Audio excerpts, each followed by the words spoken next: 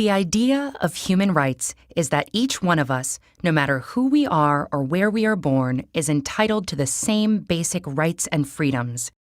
Human rights are not privileges, and they cannot be granted or revoked. They are inalienable and universal.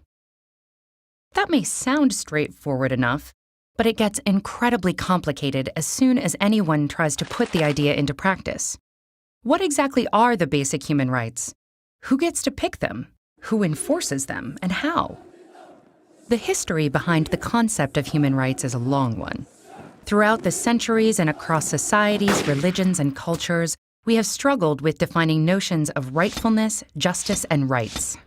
But one of the most modern affirmations of universal human rights emerged from the ruins of World War II with the creation of the United Nations.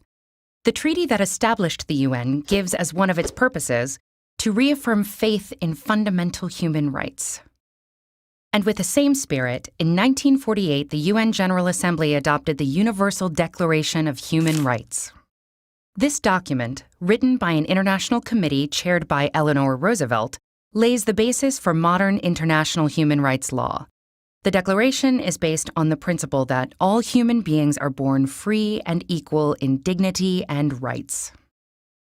It lists 30 articles recognizing, among other things, the principle of non-discrimination and the right to life and liberty.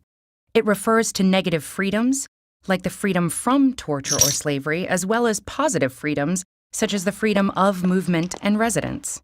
It encompasses basic civil and political rights, such as freedom of expression, religion, or peaceful assembly, as well as social, economic, and cultural rights, such as the right to education and the right to freely choose one's occupation and be paid and treated fairly.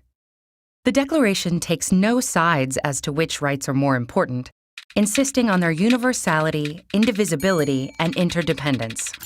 And in the past decades, international human rights law has grown, deepening and expanding our understanding of what human rights are and how to better protect them. So if these principles are so well developed, then why are human rights abused and ignored time and time again all over the world? The problem, in general, is that it is not at all easy to universally enforce these rights or to punish transgressors. The UDHR itself, despite being highly authoritative and respected, is a declaration, not a hard law. So when individual countries violate it, the mechanisms to address those violations are weak. For example, the main bodies within the UN in charge of protecting human rights mostly monitor and investigate violations, but they cannot force states to, say, change a policy or compensate a victim. That's why some critics say it's naive to consider human rights a given in a world where state interests wield so much power. Critics also question the universality of human rights and emphasize that their development has been heavily guided by a small number of mostly Western nations to the detriment of inclusiveness. The result? A general bias in favor of civil political liberties over socio-political rights and of individual over collective or groups' rights. Others defend universal human rights laws and point at the positive role they have on setting international standards and helping activists in their campaigns.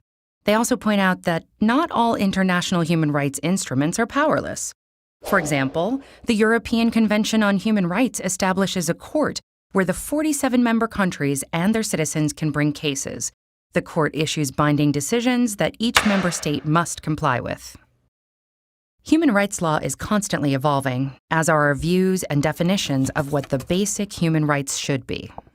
For example, how basic or important is the right to democracy or to development? And as our lives are increasingly digital, should there be a right to access the internet?